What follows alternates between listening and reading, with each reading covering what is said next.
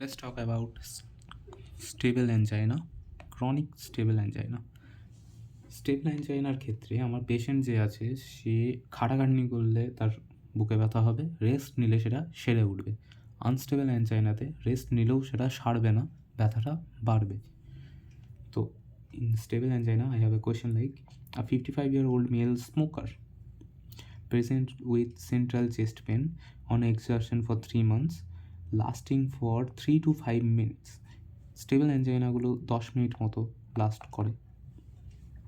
relieved by rest or sublingual nitroglycerin. So it is the most important words. 18 line. Pain radiates to left arm and jaw, occur predictably after walking 2 flights of stairs. ECG show no acute changes. তাহলে initial most appropriate initial pharmacological therapy কী হবে? সেটা হবে beta blocker মিটোপ্রোলল। একমাত্র মিটোপ্রোললের contra indication হচ্ছে যখন heart rate কমে আছে লেস দ্যান 60, কারণ এটা নিজেই হার্ট রেট কমায়। ওকে, নেক্সট কোয়েশ্চেন যদি আমি দেখি, 62-year-old female with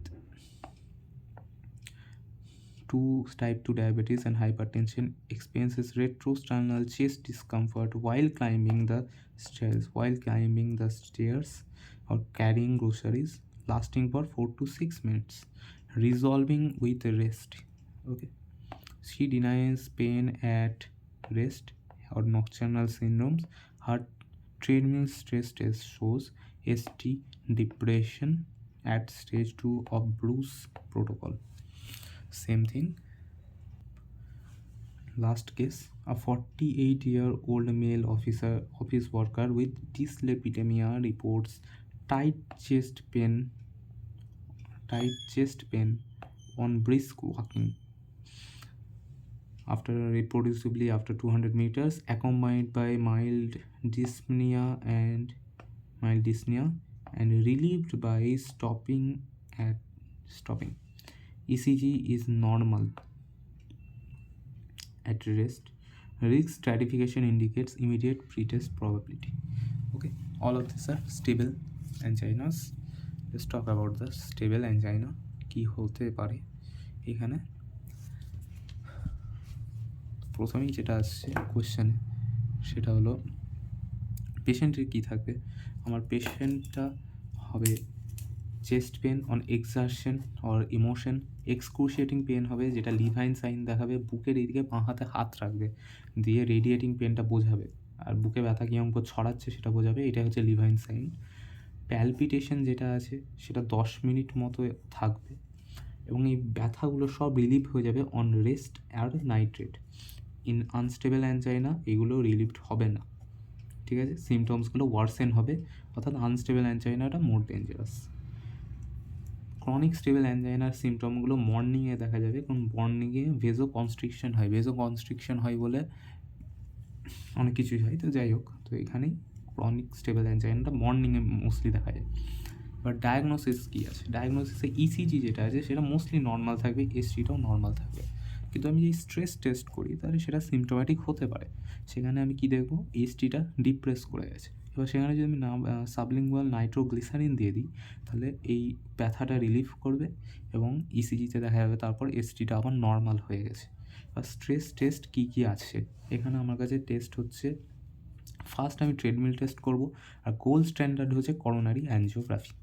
okay, treadmill টেস্টে আমি কী দেখব যে আমার টার্গেট হচ্ছে 85% পারফিউশন, কিন্তু এখানে যদি 75% হয় তাহলে স্টেবল অ্যাঞ্জাইনা, তার নিচেও হতে পারে। Treadmill test contraindicated in unstable angina, কারণ এখানে সিমটমগুলো খারাপ হতে থাকে ওভার দ্য টাইম। আর মরবিড ওবেসিটি, অর্থাৎ এত মোটা যে মানে মোর দ্যান 40 যদি বিএমআই হয়, তো তাদের ক্ষেত্রে আমি কীভাবে টেস্ট করব, তাদের ক্ষেত্রে আমি করব স্ট্রেস ইকোকার্ডিওগ্রাফি। ওকে, এছাড়া আছে আমার কাছে থ্যালিয়াম স্ক্যান, আমার কাছে পেট স্ক্যান, আর সবথেকে ইম্পর্টেন্ট যেটা সেটা হচ্ছে করোনারি অ্যাঞ্জিওগ্রাফি। এইগুলো সব এসে আমাকে ডায়াগনোসিসটা জানিয়ে দিল।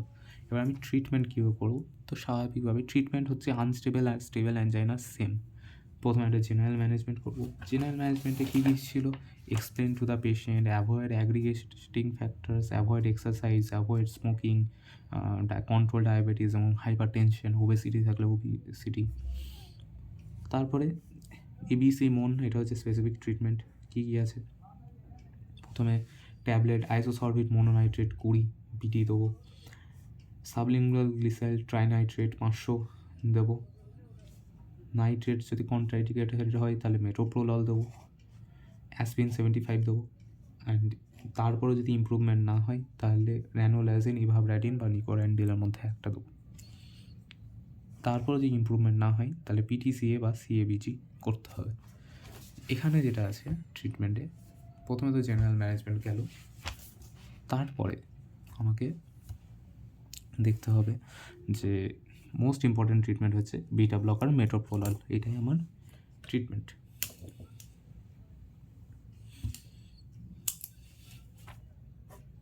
এটাই আলটিমেটলি আমার ট্রিটমেন্ট। অ্যান্সার এটাই লিখব। এটা কী করে? হার্ট রেটটাকে সিম্পলি কমিয়ে দেয়। তাহলে কন্ট্রাইন্ডিকেটেড যখন হার্ট রেট আগে থেকে কমে আছে <60, এবং এটা হচ্ছে মর্টালিটি কমায়। সেম অ্যাসপিরিন যেটা আছে সেটাও মর্টালিটিটাকে কমায়, বাকি ড্রাগগুলো মর্টালিটি কমায় না। এমার্জেন্সির জন্য আমি সাবলিঙ্গুয়াল নাইট্রোগ্লিসাইন দেবো, আইসোসরবাইড মোনোনাইট্রেট দেবো, র্যানোলাজিন, ইভাবরাডিন, নিকোরান্ডিল দেবো। That's it. এরপরে যদি ইমপ্রুভমেন্ট না হয় তাহলে আমি করোনারি অ্যাঞ্জিওগ্রাফি করবো সেলডিঙ্গার টেকনিকের থ্রুতে। আমি রেডিয়াল আর্টারি বা ফিমোরাল আর্টারির থ্রুতে এইভাবে অ্যাপ্রোচ করবো আমার হার্টকে। That's it.